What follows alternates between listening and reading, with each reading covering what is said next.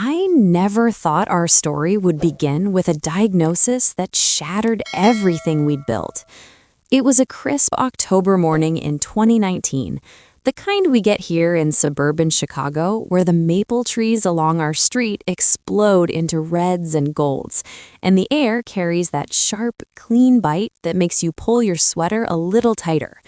Jack and I had been married 12 years by then, high school sweethearts who'd somehow made it work when everyone said we were too young. We met at a Friday night football game back in our little town outside Cleveland, Ohio. He was the quarterback with that crooked grin that could melt any girl's defenses, and I was the cheerleader on the sidelines who spent more time watching him than the plays. He threw 4 touchdowns that night, and afterward, under the flickering stadium lights, he walked straight up to me, still sweaty in his jersey, and said, "Sarah Miller, you gonna let me buy you a milkshake or what?" I laughed so hard I almost dropped my pom-poms. That was it. I was done for. We got married the summer after graduation, against every bit of advice from well-meaning aunts and guidance counselors. "You're only 18, they said. "Wait, go to college, live a little." But Jack had already lined up an apprenticeship with a construction company, and I'd been accepted to a community college nursing program an hour away. We figured it out. We rented a tiny apartment above a garage, ate a lot of ramen, and spent weekends driving back to watch his little brother's games or help my mom in her garden. 2 years later, he got offered a foreman position on a big project in Illinois, and we packed everything we owned into his beat-up Ford pickup and headed west. Chicago suburbs felt like a different world. Bigger houses, louder highways, but we found this perfect little blue colonial on a quiet cul-de-sac in Naperville with a white picket fence that needed painting and a backyard big enough for the kids we dreamed about.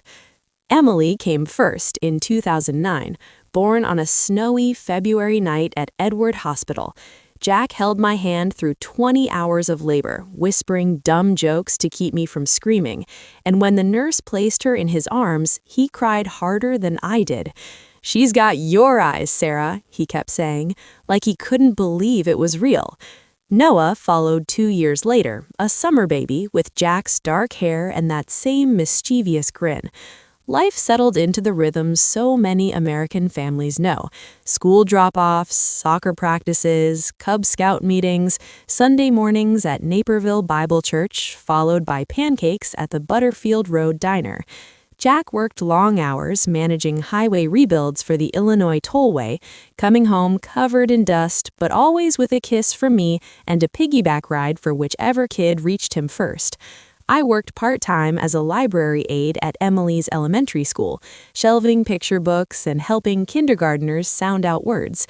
It wasn't glamorous, but it was ours. It was enough. Then came the headaches. At first, they were small complaints, brushed off like everything else in a busy life.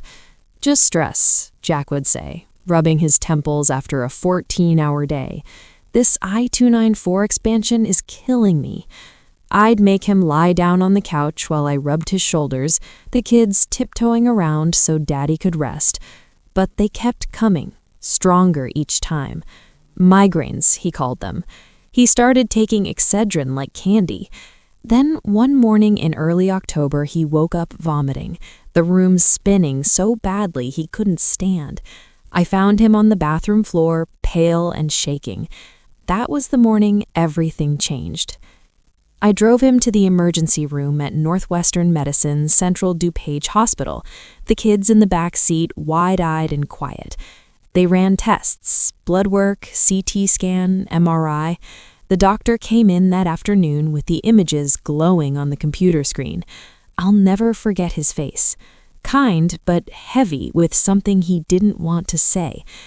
"Mrs. Thompson, there's a mass in your husband's brain. We're going to need a biopsy, but it looks like a glioblastoma. It's aggressive." The words didn't register at first. Glioblastoma? I'd heard the term before. Some senator or actor had died from it, but it was abstract, something that happened to other people, not to us. Not to Jack, who could still outrun Noah in the backyard and carry Emily on his shoulders without breaking a sweat. He was only 38.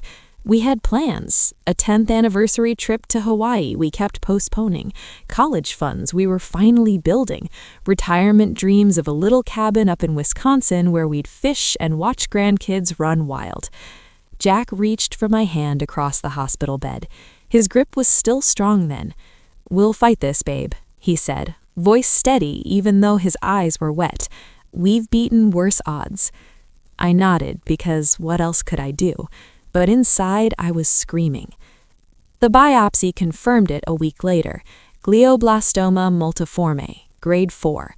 The surgeon, a calm woman with steady hands, sat us down and drew diagrams on a whiteboard. "We can remove as much as we safely can," she said, "then radiation and chemotherapy. The standard protocol gives most patients 12 to 15 months. Months, not years, not decades. Months. I don't remember driving home. I don't remember putting the kids to bed that night. I only remember lying next to Jack in the dark, both of us staring at the ceiling, his arm around me like always. "I'm scared, Sarah," he whispered finally. It was the only time he ever admitted it out loud. I turned and buried my face in his chest, breathing in the familiar scent of his soap and skin. "Me too," I said, "but we're in this together, always."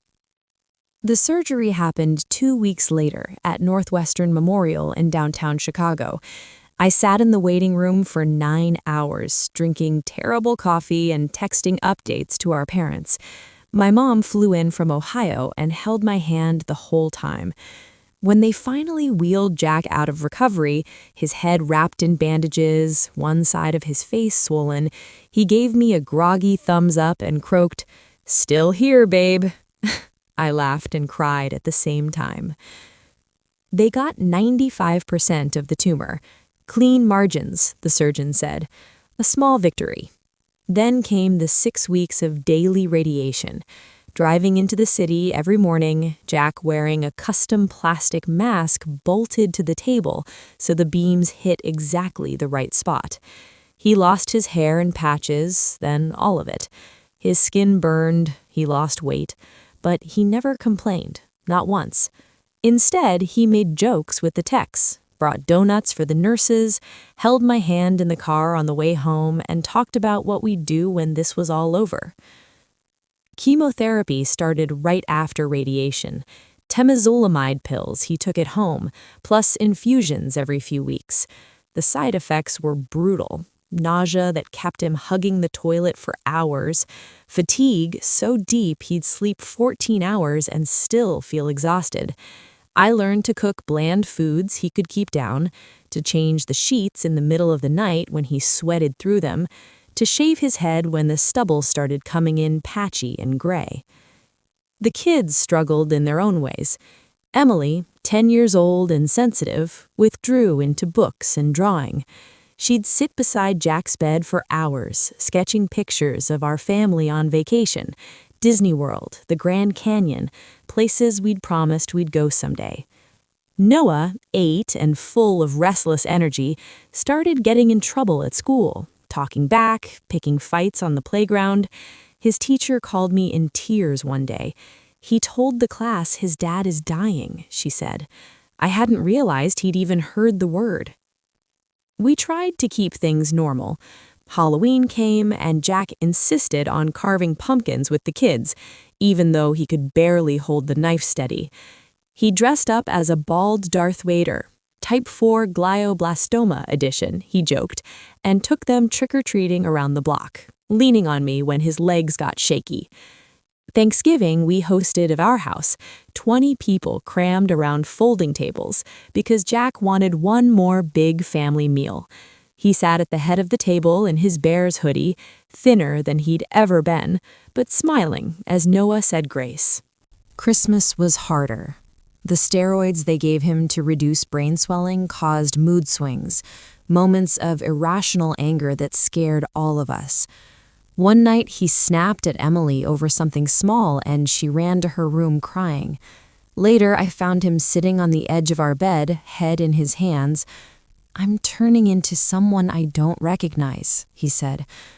I sat beside him and wrapped my arms around his shoulders. "You're still you," I told him. "You're sick, but you're still the man I love." He cried then, quietly, the way men do when they think no one's watching. Spring brought small glimmers of hope. An MRI showed the tumor stable, no growth. We celebrated with a backyard barbecue, Jack's crew from work coming over with beer and stories. For a few weeks, he had energy again. We took the kids to the Brookfield Zoo, rode the train at Morton Arboretum, even managed a weekend in Galena where we walked the historic streets holding hands like teenagers. I let myself believe maybe the statistics were wrong, maybe we'd be the exception. But glioblastomas don't stay quiet for long. By summer, the scans showed progression, new spots lighting up where the surgeon couldn't reach. The oncologist added another drug, Avastin infusions, to starve the tumor's blood supply. It helped for a while, but the side effects were new and awful. Nosebleeds, high blood pressure, protein in his urine signaling kidney strain. Jack's left hand started trembling, then his leg. Words got harder to find sometimes. He'd reach for fork and say spoon instead. We laughed it off at first, calling them his brain farts, but I saw the fear in his eyes. I quit my library job to care for him full time. Our savings drained fast. Co-pays, uncovered meds, gas for all the trips downtown. Friends started a GoFundMe that raised enough to cover a few months of bills. The church brought casseroles and prayer chains. Jack's union brothers organized a benefit raffle. People were kind in ways that humbled us, but nothing eased the slow, relentless slide. One afternoon in August, he had his first seizure.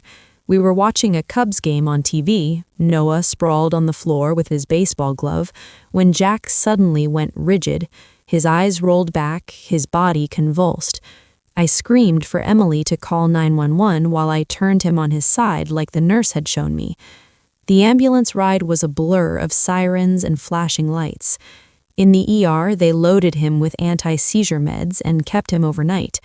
When he woke up the next morning, confused and scared, he looked at me and said, "I thought that was it."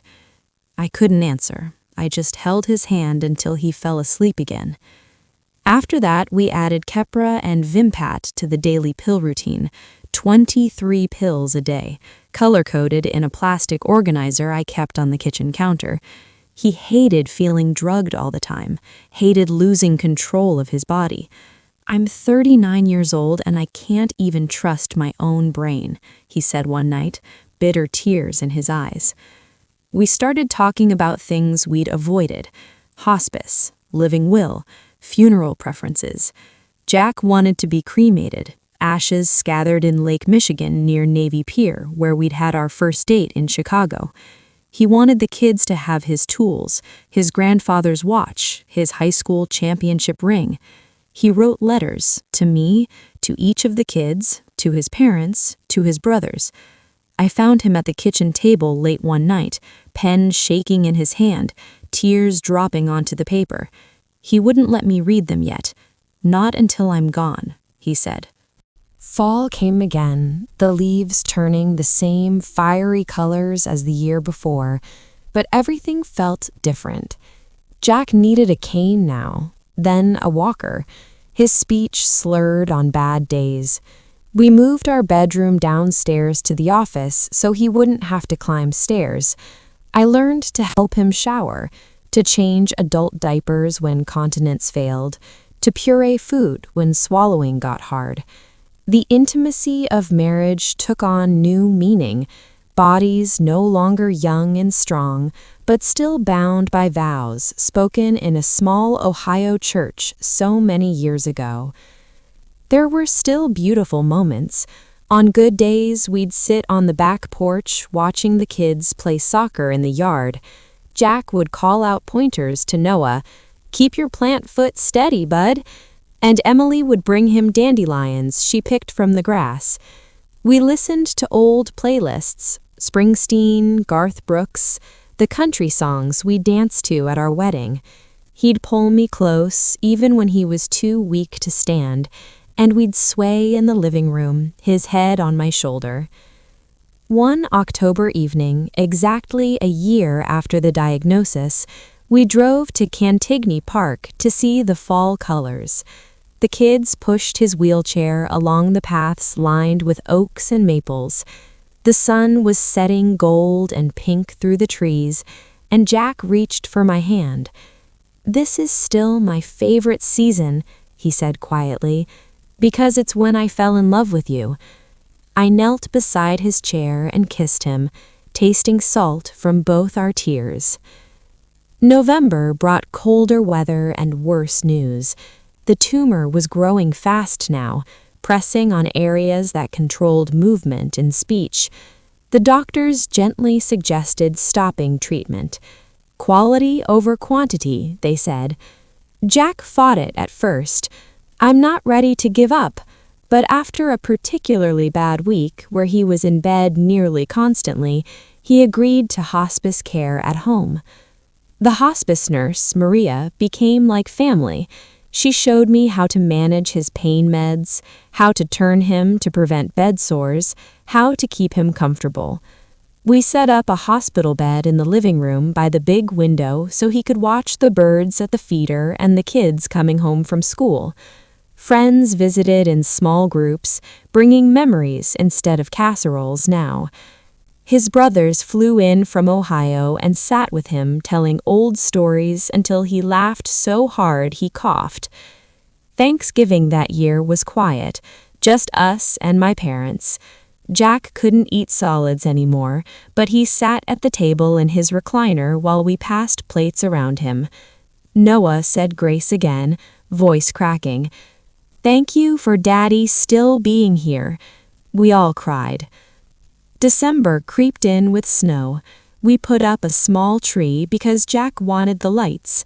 Emily strung popcorn garland while Noah hung his favorite ornaments, the ones Jack had bought them every year.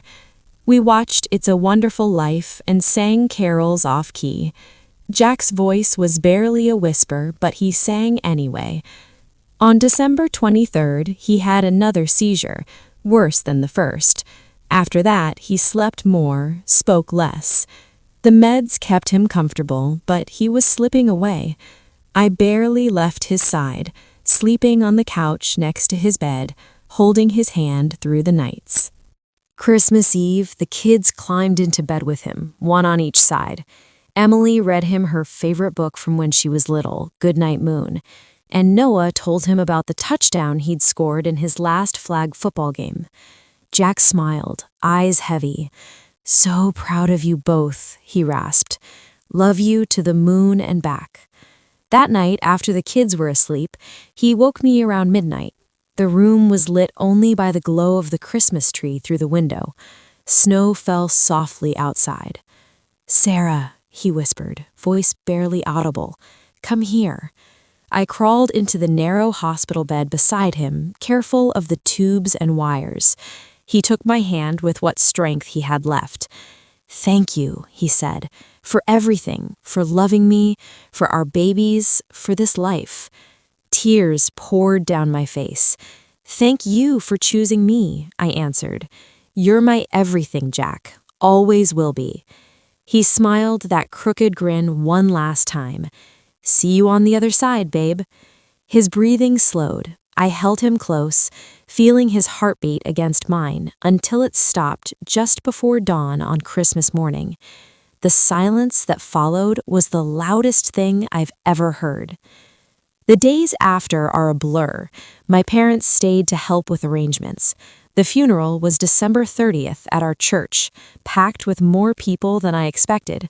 Coworkers in Carhartt jackets, old high school friends who'd driven through snow from Ohio, neighbors who'd brought meals for months.